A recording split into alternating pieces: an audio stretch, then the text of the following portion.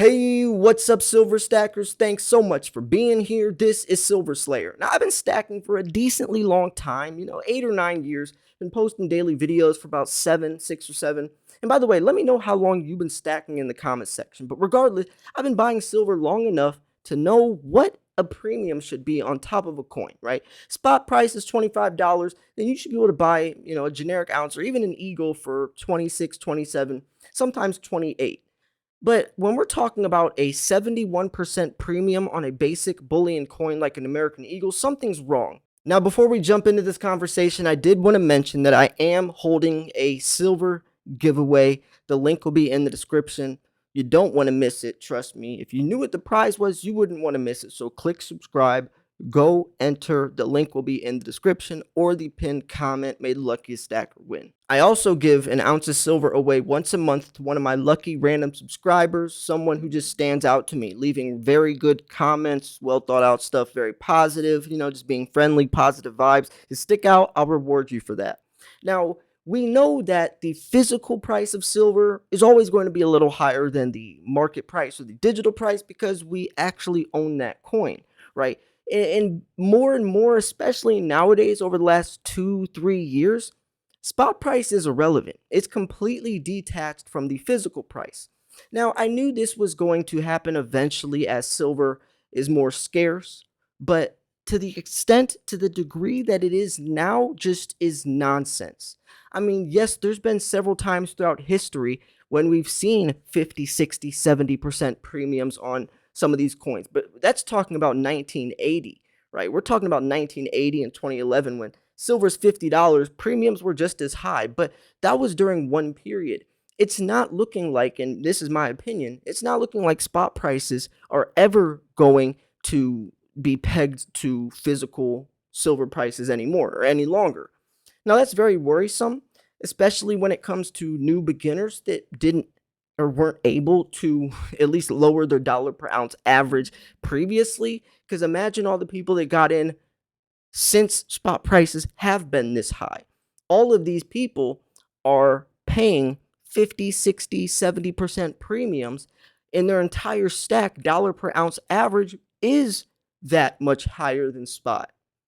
At least stackers that have been stacking for longer than 3 years ago, at least we were able to lower our dollar per ounce average and take advantage of $2-3 premiums.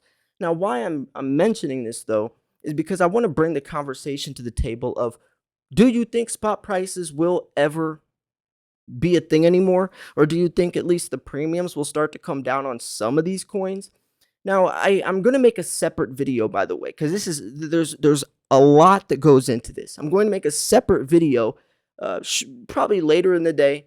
By the way, happy Father's Day. But I'm going to make a separate video talking about how to still profit, make money from your stack, regardless of what spot price does. That's a separate video. But right now, I just want to talk about spot prices and premiums in general. I don't know. We've never been in this situation before. Yes, in 1980, we saw these crazy high premiums, right? It's happened before. But that situation was when the Hunt brothers, three brothers, cornered the market and owned up to 77% of the global silver supply and tried to turn all those contracts on the COMEX into physical delivery. This is not that situation, not even close. The Hunt brothers, that was an event. This is a naturally occurring situation that is inevitably going to get worse. The Hunt brothers cornered the market because they bought all the silver on the COMEX, right? Turned the contracts into physical delivery. The government didn't like that these guys owned all the silver in the world, basically. So they canceled or banned silver on the COMEX, made them sell it all. They got the silver back. Well, the government's not just going to be able to ban silver when we're talking about the green revolution and all these EVs and solar panels and 5G towers and yada yada. I mean, the data that I've been covering lately of what they expect silver demand to be just in the solar sector alone by the year 2030 is mind-blowing. It's mind-blowing. And that's not even talking about EVs or anything else. There's no way we're going to keep up with that type of demand, so that only means low supply, high demand pushes the price up. It might not be the spot price, but the actual price. And this is where things get a little deeper. And I remember making this video last year because Bank of America, I think Saxo Bank, Goldman Sachs, even the Silver Institute called for $50 silver at the end of 2021. And they gave the reasoning. Well, spot price wasn't $50, but they weren't wrong. They said silver would be $50 for the following reasons. And to buy an actual ounce of silver was around $50 at some places, at least. So were they wrong? If you went down the street and you showed someone a coin and said, how much you think this coin is worth? And they guessed, but you have to say, oh, wait, hold up. So the digital price of this coin is this price, but what you have to pay for this coin is this price. So what price do you think that person's going to think that coin is worth? The price they actually have to pay out of their pocket. Spot price is irrelevant. It's irrelevant. It's just a number on a screen traded digitally. But if you can't hold it, you don't own it. And that's the saying of the stackers. And I really hope people don't just try to start going to the COMEX and the SLV and PSLV just for that reason alone, because trust me, that silver is not yours, right? It might say it's yours, but that ounce of silver you have in your pocket, all those 100 other people theoretically own that same ounce in the COMEX. Now, 100's not an exact. I'm just saying that the COMEX numbers versus the actual silver out there is not equivalent. And just the whole point is, though, right? I'm just kind of branching off and making side notes, but the whole point, the whole conversation is, do you think that premiums will ever start to go back down? My opinion is no. I only think they're going to get worse. Now, premiums are a very controversial subject because there's so many different theories out there. Some people blame it on Wall Street silver. Some people blame it on this or that. Now, from my research, which I've all shared publicly on this channel, and actually one of my most recent videos showing this got a decent amount of views. I'm glad, because people need to know this stuff. But regardless, from what I've gathered, the U.S. Mint, which has the highest premiums, we're talking about Eagles having 71% premiums on some of the most famous, popular bullion sites like SD Bullion. Actually, my friend, the co-host of the Silver Stacking podcast, he showed a chart that showed the premiums, or the percentage of premiums on all the top bullion sites like SD Bullion, APMEX, Bullion Max. SD Bullion had 71% premiums on their Eagles. Other sites had like 50, 60, whatever. 71%. And SD Bullion is one of the most popular. I'm not trying to throw them under the bus. I mean, all these sites have crazy high premiums. Amazon sells Eagles for $50 all day, like hotcakes. But that type of premium is different, actually, believe it or not, from a generic rounds premium. And the reason for that is because the U.S. Mint's in a legal battle going up against Congress, because they have to go by certain laws, the U.S. Mint does, that other mints, especially private mints, don't have to go by. The U.S. Mint is in violation of certain codes and regulations because of the laws. And in the article, the guy even says he doesn't think this situation will ever get fixed because the government's purposely doing this to lower interest rates to help their $30 trillion in debt. So this is the United States problem. If you want to go check out that video, I highly recommend you do. It goes over each one of the codes they're in violation of and all that.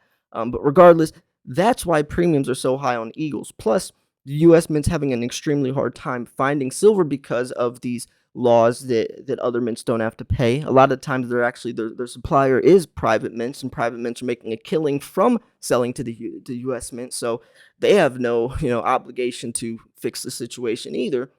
But regardless, that's why, in my opinion, premiums are so high on Eagles. U.S. Mint sold 5 million Eagles the first month of January this year. Last year, and also remember, they had to put a mintage cap on the Type 1 and Type 2 Eagles because of the silver shortage. They had to cancel the new 2022 Morgan and silver peace dollars because of the silver shortage. In 2020, they ran out of silver, literally ran out, had to make an emergency 1 million mintage supply from the San Francisco Mint. Right, the U.S. Mint is just in a whole different world of a situation than these other mints. So that's why Eagles premiums are so high. But Then you have the naturally occurring inevitable premiums growing from the rest of the market, the rest of these mints, which in my opinion is premiums, and which is the shortage. Excuse me. And if you want proof, if you want a nice way to really check if that's true, tell me what the premiums are like on gold. Gold doesn't have premiums because gold isn't scarce. You could buy gold at spot price, and that's because there's plenty of gold to go around since most gold is recycled and rescrapped and reused. Silver, most silver's thrown away since it's used as an industrial metal and not so much a monetary metal. See, a monetary metal stays in circulation forever because that coin or that earring or that watch or whatever in the world that gold is used for will be sold, pawned, and turned into more coins and watches and necklaces and earrings. And the cycle goes on. Plus, it's profitable to do so since gold is so expensive, right? Nobody's going to scrap silver out of laptops, but they'll scrap gold out of laptops because gold is almost $2,000. They're going to pawn that gold chain or that gold jewelry they have in their drawer because it's expensive enough to do so. Nobody's gonna pawn a silver necklace for $2.50. They have no incentive, they have no motive to. So most silver's thrown away. Now, when we are looking at this crazy high premium situation with beginners, I really, really, really hope that you all know at least kind of what to do. I mean, there's no just, oh, this is what you got to do, but there's definitely ways to still stack safely. And I guess in my opinion, I would word this. I couldn't just say profitably, but the best way to set yourself up to still make money at the end of the day. Because when you're paying these types of prices, it's going to be a lot harder to even break even. I mean, as it is, even before 3 years ago, most silver stackers didn't even make money. Most didn't even break even. And that's because they got into it. The silver market's very slow. They second guess themselves, or they end up selling themselves short, or they sell, they buy high when prices are or when the markets are very hyped up and exaggerated. Everyone's talking about it. They get on the hype, and then the market corrects, and they end up selling. But that does not mean that has to be you, right? That doesn't mean that has to be you. And I still do think that even in today's time, in today's day and age, if someone started buying at $30, where a lot of you probably did during that hype, you can still make money. You could still break even. You could still profit. And I hope that you're not even looking at it from that perspective. I'm just coming from a strictly investing perspective, but I'm talking about I hope a lot of you understand it's not even about the dollar price attached to it. Spot price is irrelevant because the 1 ounce of silver is the value inside of that coin, not the price tag attached to it. And once you understand that, that's when you truly, in my opinion, become a silver stacker. And it's more looking at it more from just how much money can I make off of this. So yeah, I'm gonna wrap this video up here. What do you think about this? Let me know. I want to throw this conversation out on YouTube and see what you guys got to say.